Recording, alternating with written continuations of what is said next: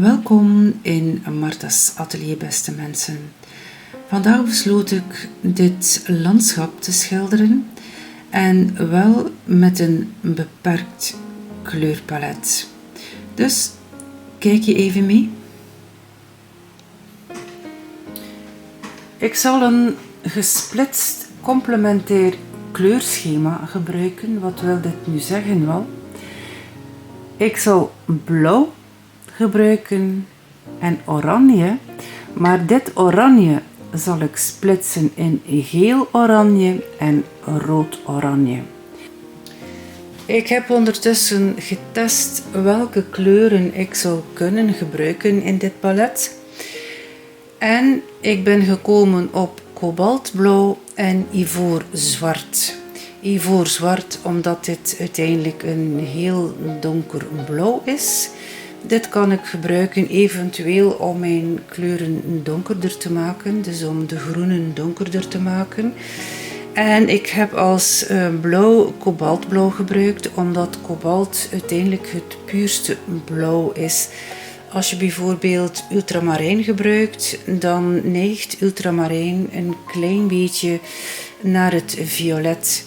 Gebruik je bijvoorbeeld ceruleum, dan neigt dit blauw een klein beetje naar het geel en dit zit hier middenin.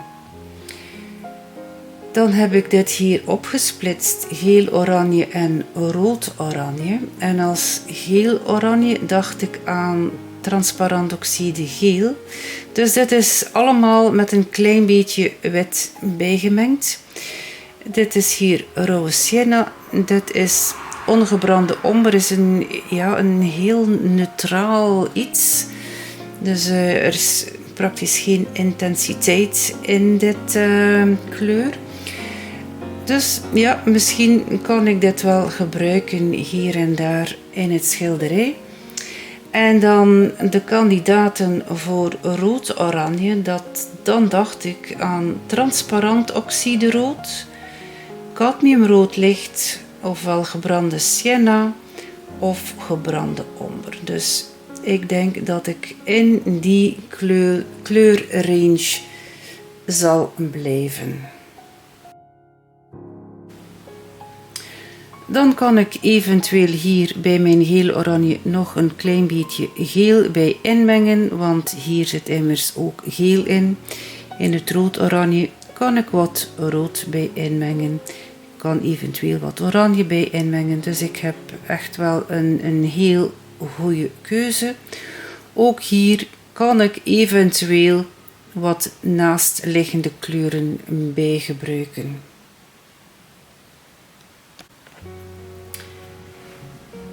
Dan deed ik een opzet met gebrande omber, een watermengbare olieverf, dit keer niet in acryl. En ik heb aangeduid waar ongeveer alle heel donkere delen in het landschap zitten. En ondertussen is dit nu droog, dus dit droogt tamelijk vlug. Ik heb hier ook water gebruikt als verdunner. En nu zal ik daar met kleur op werken.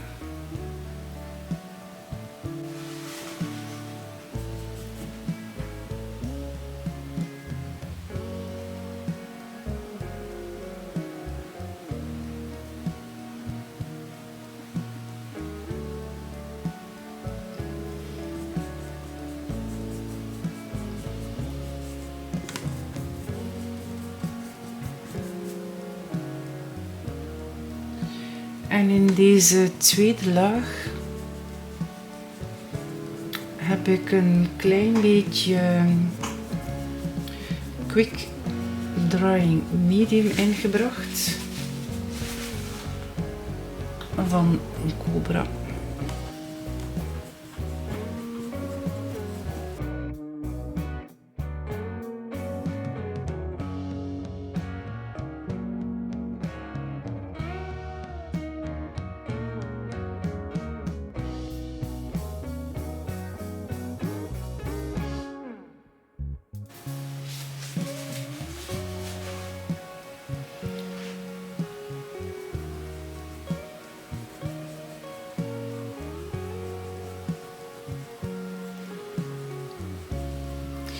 Dus je moet ook weten, als je met een heel gelimiteerd kleurpalet werkt, dat je alles wat je ziet aan kleur, dat je dat uiteindelijk niet allemaal kunt mengen, want je hebt niet genoeg kleur tot je beschikking.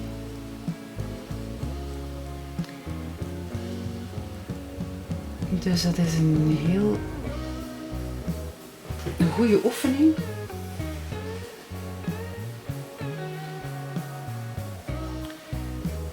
Maar het voordeel is dat je wel een binding krijgt in je werk natuurlijk. Als je heel veel kleur op je palet liggen hebt, dan is dat soms moeilijk, zeker voor beginnende schilders, om een eenheid te krijgen in het werk of in je schilderijtje.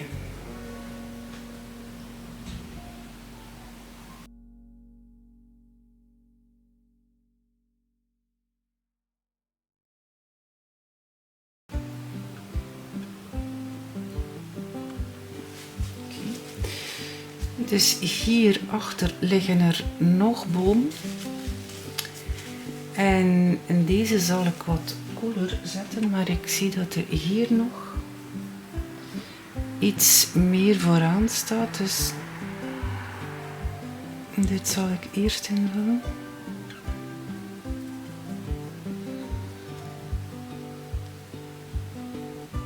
Oké. En nu zal ik wat meer blauw mengen.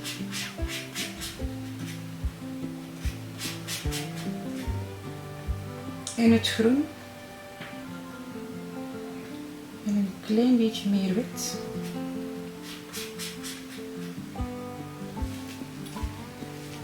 Zodanig dat het inderdaad lijkt dat deze bomen hier wat meer achteraan staan.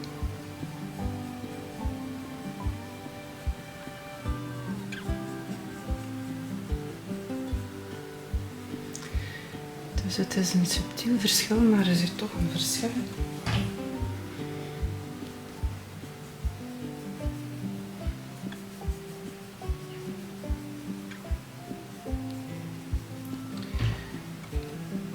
Het is hier nu niet de bedoeling om deze foto exact weer te geven,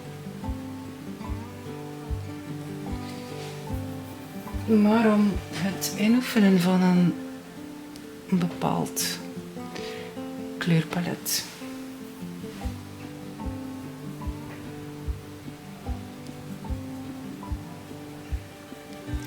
Dit is een foto wat ik niet zelf genomen heb.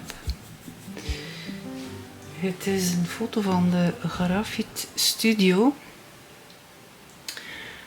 Dus ik zie niet echt goed wat hier gebeurt. Dus ik zal doen alsof dit geheel hier volledig van deze boom is, wat het waarschijnlijk niet is. Oké. En nu zal ik hier beginnen aan het water.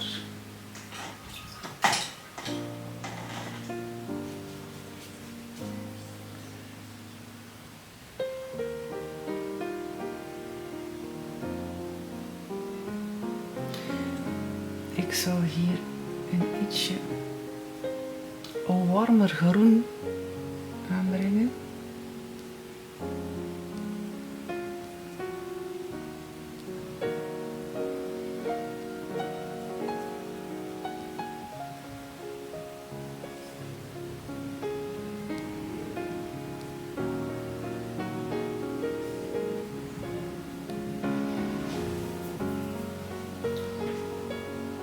En dan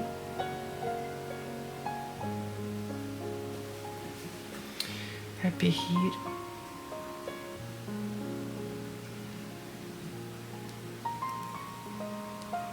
een wit gedeelte. Is het nu zand of zo? Ik weet het niet. En hier achter deze bomen heb je dat ook.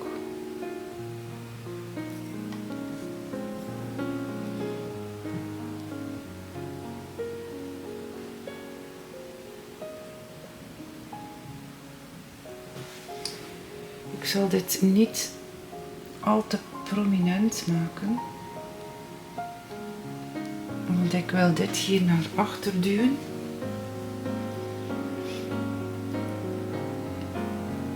En dan heb je natuurlijk het water zelf.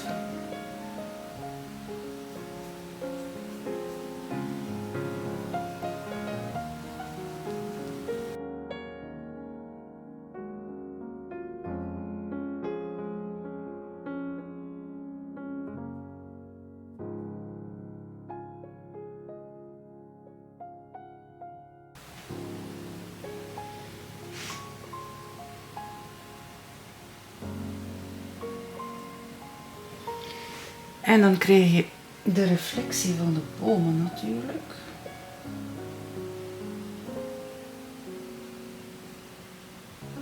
Dus ik maak opnieuw ongeveer hetzelfde groen aan, maar een ietsje donkerder.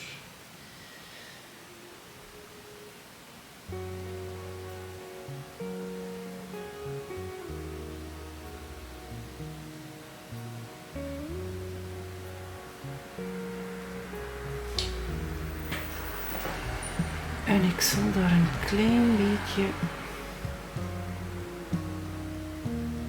of een klein tikje zwart bijvoegen, ivoor zwart. Om het toch een ietsje donkerder te maken. Nu, ik moet hier deze bomen natuurlijk ook nog wat donkerder zetten. Maar voor nu denk ik dat het wel oké is.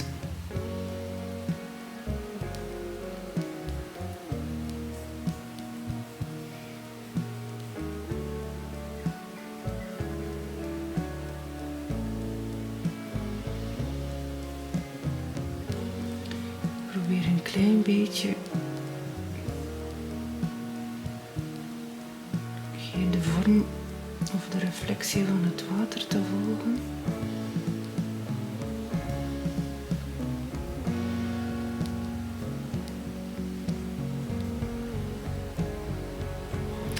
En er is wat stroming op. Dus ik probeer dit na te bootsen.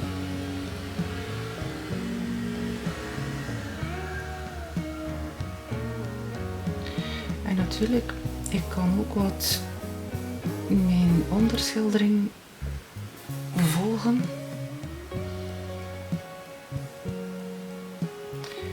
Daarom vind ik het wel zeer goed om een onderschildering te hebben. Dat je niet alles meer moet uitzoeken. Wat ik nu ga doen, ik ga hier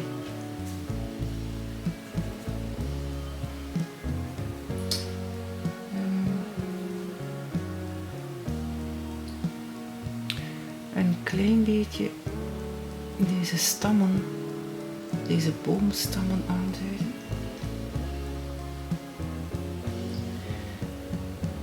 Dus ik meng wat van het zwart opnieuw door het groen heen.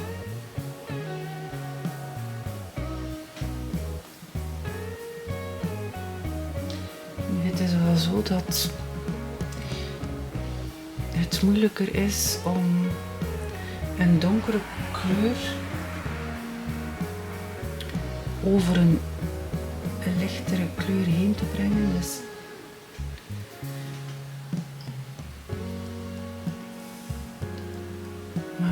gezien moeilijk ook gaat. Dus dan mag je zeker niet te veel op je borstel duwen als je dit probeert.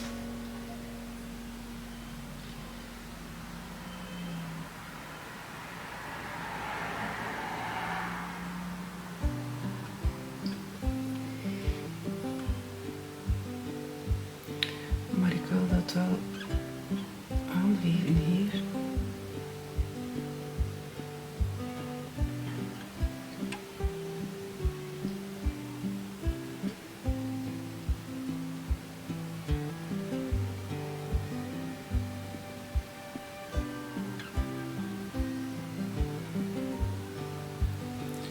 Maar ik zal dit in de tweede laag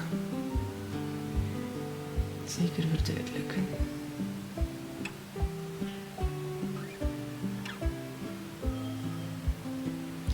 Of ik laat het zo, ik zal zien.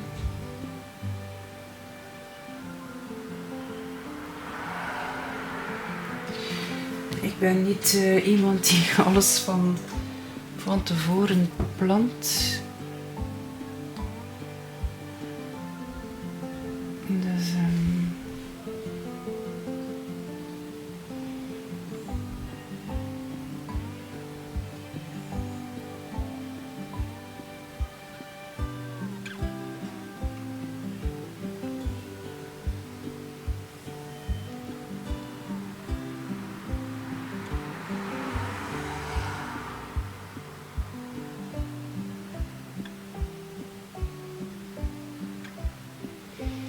oké.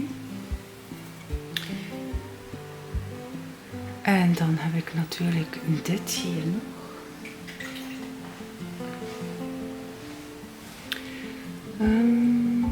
Dus dit zal ik hier ook een klein beetje warmer of een klein beetje warmer groen opzetten. En ik zal hiervoor zelfs een klein beetje cadmiumgeel medium bij het geel oranje voegen.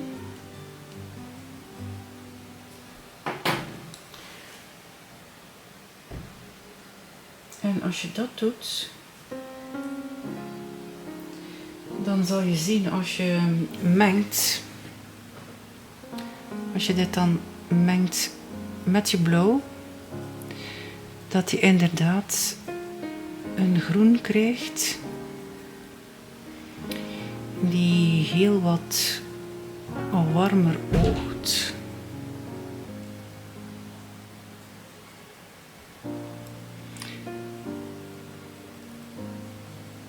Oké.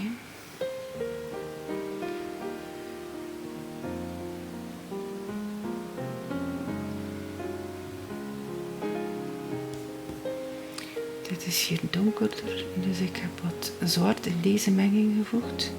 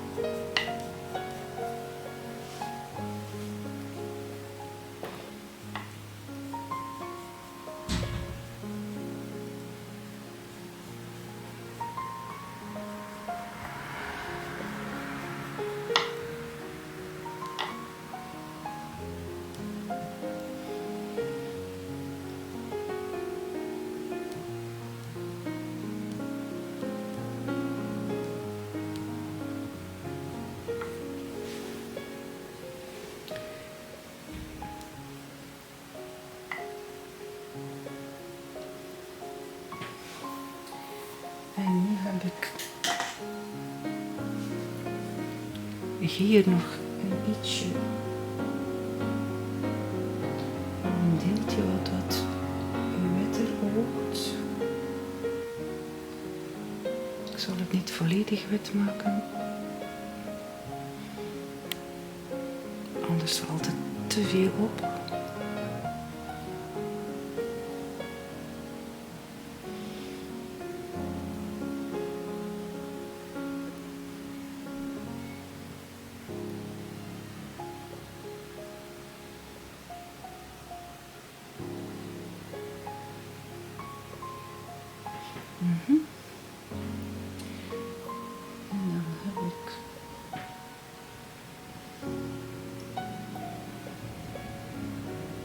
hier nog iets wat een reflectie is, denk ik, van het een of het ander. En hier zitten ook kleine reflecties in dit groen.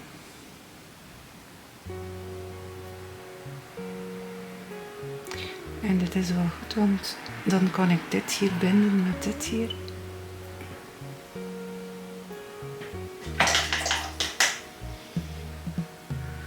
Oké, en nu zal ik deze takken schilderen.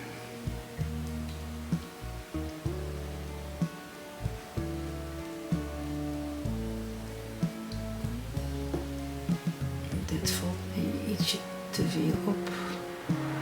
Voilà.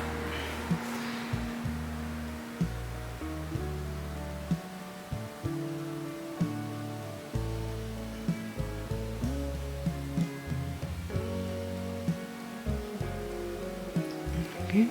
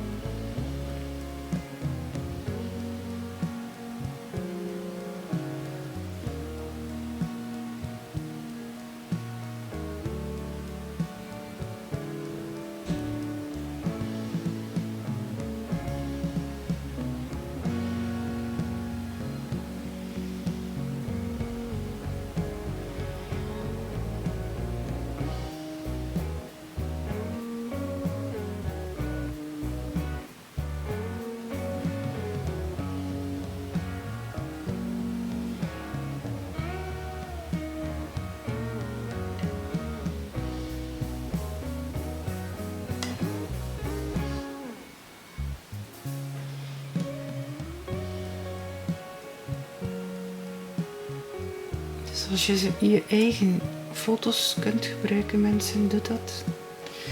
Is altijd interessanter, want dan weet je uiteindelijk wel waar je naar kijkt.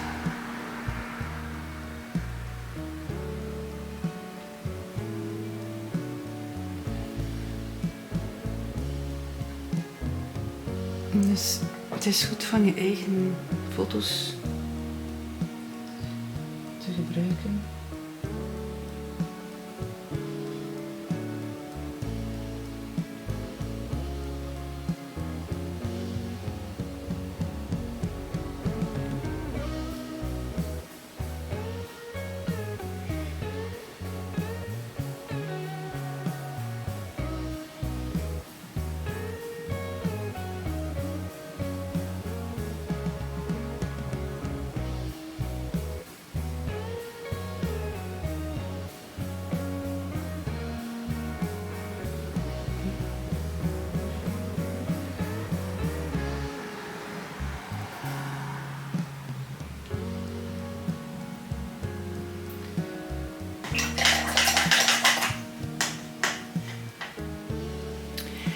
En nu moet ik hier nog dit gras schilderen.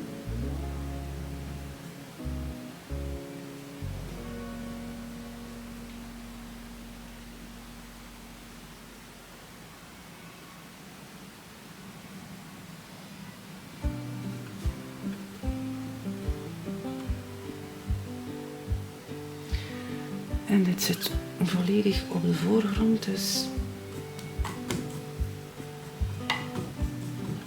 ik heb wat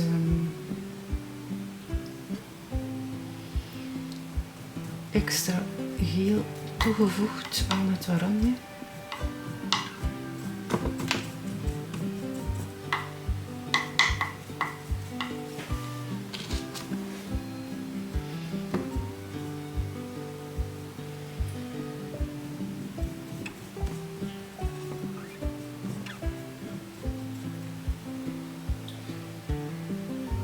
En zoals je misschien ziet, volg ik heel dikwijls de richting van het object wat ik aan het schilderen ben.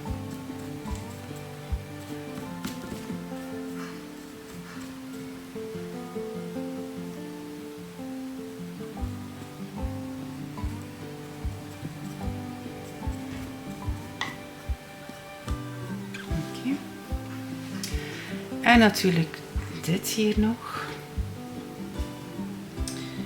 En ik zal wat variatie inbrengen hier tussen wat kouder groen, wat warmer groen.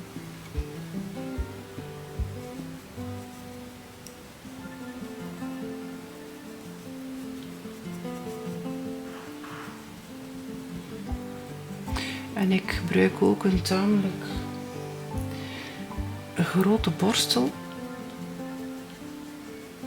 voor zo'n klein schilderijtje. Maar dat is goed, dan priegel je niet zo. Met een klein borsteltje heb je nogal de neiging om in detail te gaan.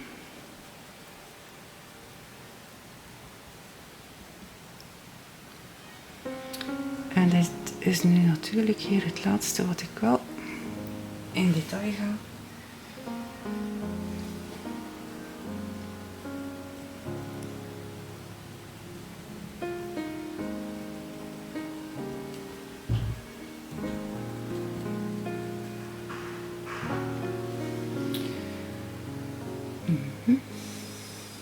En hier ga ik een ietsje donkerder.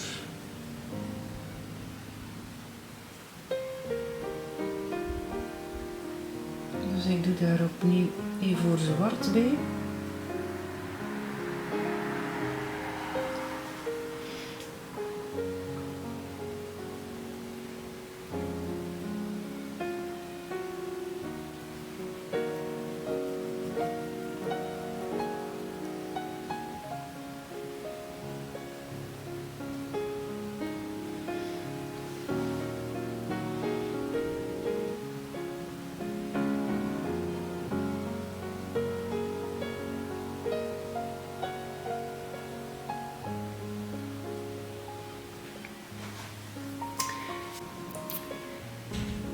Hierop kan je natuurlijk nog verder werken wanneer je het laat drogen, of wanneer je een à la prima schilder bent, kan je daar verder op werken terwijl het nog nat is natuurlijk. Je kan nog heel veel variatie inbrengen qua tonaliteit, qua detail enzovoort. Maar het is wel eens interessant om met een beperkt kleurschema te werken, omdat je op die manier leert mengen. Dus je hebt niet alle kleuren tot je beschikking, waardoor je natuurlijk meer moet mengen. Het voordeel dan wat je hebt, dat is dat je een eenheid bewaart in je werk. Dus je hebt bijna altijd alle kleuren in je mengingen, waardoor je die eenheid bewaart. Dus dit is dan een voordeel van een zeer beperkt kleurschema. Ondertussen schilderde ik deze bomen hier en het water. En ik heb dit laten drogen. Waarom? Omdat ik deze boom hier overheen wil schilderen. Dan heb ik nog opgemerkt dat het water niet blauw is, wat wij dikwijls denken, water is blauw. Nu, water is niet blauw, water is uiteindelijk doorzichtig, maar water spiegelt. Daarom noemen we het ook, denk ik, de waterspiegel. Dus hier moet iets omheen staan rond het water die deze kleur in het water weerspiegelt. En één element daarvan is deze boom hier. Want ik zie hier in het gebladerte een soort rood-oranje, een soort geel-oranje, laag intens natuurlijk. En hier heb je dan een warm groen en hier heb je wat kouder groen. Dus er is heel wat variatie in deze boom te vinden en dat zal ik proberen weer te geven in dit schilderij. En dan moet ik alleen nog hier het gras schilderen.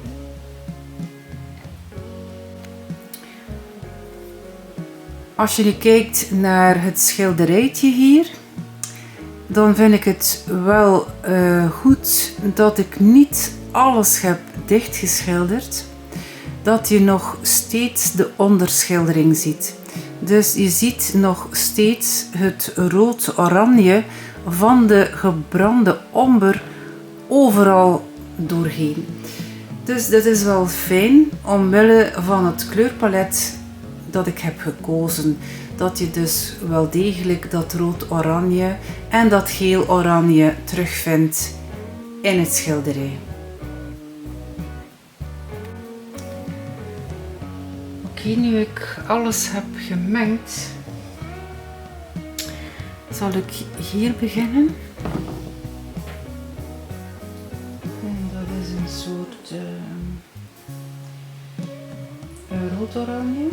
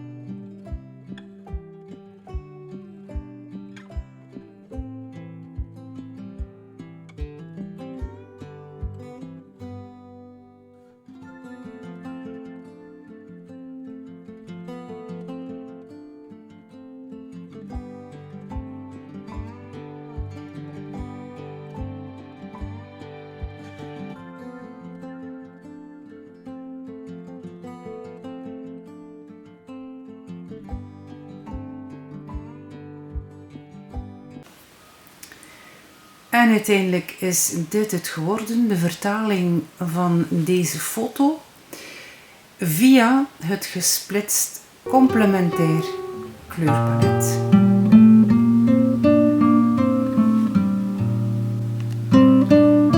Hopelijk vonden jullie dit interessant en misschien tot een volgende keer. Dag!